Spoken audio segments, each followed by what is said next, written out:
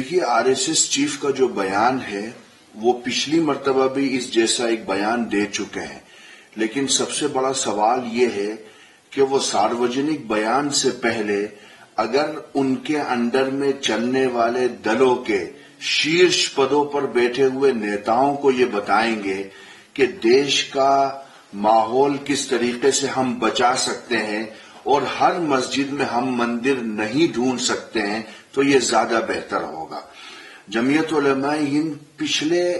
कई सालों से ये बात कह रही है कि दरअसल बुनियादी मुद्दों से माइंड डाइवर्ट करने के लिए इस तरह के विचारों को हवा दी जा रही है और अब राज्यों के शीर्ष संवैधानिक पदों पर बैठे हुए लोग जिस प्रकार की भाषा का प्रयोग कर रहे हैं, संविधान की आत्मा को कुचल रहे हैं, तब जाकर के आरएसएस चीफ का ये बयान आना, मैं तो ये समझता हूं कि ये बयान सार्वजनिक दिया जाए, उससे ज्यादा बेहतर ये होगा कि वो अपने नेताओं को बुलाएं, उनकी ट्रेनिंग करें और उनको बताएं कि समाज के दरमियान में किस प्रकार से रहा जाता है और देश के माहौल को किस तरह उसकी हिफाजत की जाती है। उन्होंने ये भी कहा कि हम बांग्लादेश में होने वाले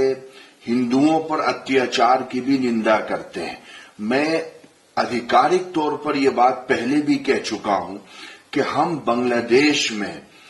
किसी भी अन्याय को सपोर्ट नहीं कर सकते हैं। हमने पहले भी कहा था कि बांग्लादेश भारत की कोख से जन्मा हुआ एक मुल्क है। हमारी 4000 किलोमीटर की सीमाएं बांग्लादेश से लगती हैं।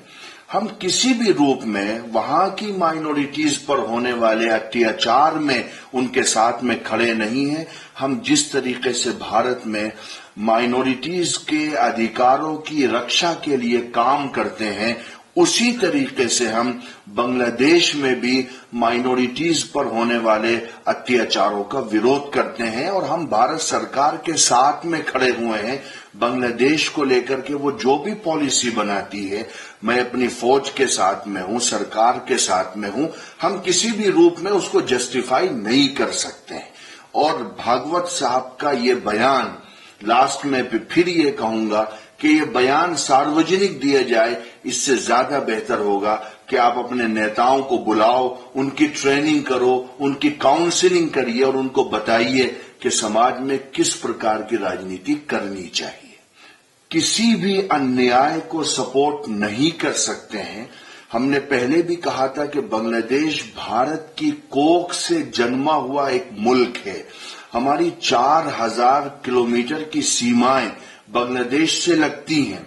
हम किसी भी रूप में वहां की माइनॉरिटीज पर होने वाले अत्याचार में उनके साथ में खड़े नहीं हैं। हम जिस तरीके से भारत में माइनॉरिटीज के अधिकारों की रक्षा के लिए काम करते हैं, उसी तरीके से हम बांग्लादेश में भी माइनॉरिटीज पर होने वाले अत्याचारों का विरोध करते हैं और हम भारत सरकार के साथ में खड़े हुए हैं। बांग्लादेश को लेकर के वो जो भी पॉलिसी बनाती है, मैं अपनी फौज के साथ में हूं, सरकार के साथ में हूं, हम किसी भी रूप में उसको जस्टिफाई नहीं कर सकते हैं। और भागवत साहब का ये बयान,